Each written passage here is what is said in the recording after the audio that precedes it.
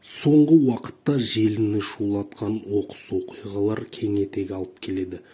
Бүгін де сондайлардың бірі орын алып отыр. Алматы қаласында Бұқар Жырау тұрғын үй кешенінде орын алған дау-дамай ақыр аяғы атыспен аяқталды.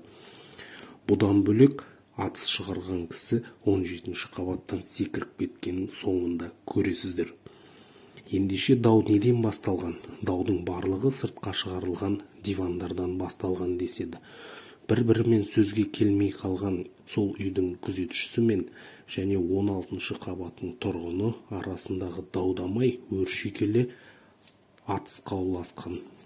Күзетшіні атып үйіне қашып кірген сол үйдің тұрғыны 6 сағаттан астам полиция қызметкерлеріне қарсылық көрсетіп, ешкімді кіргізбеген.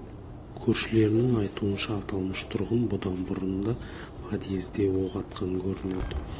Өзінің отбасылық жағдайына байланысты ма, әлде басқа мәселе түрткі болды ма әлі анықталуда.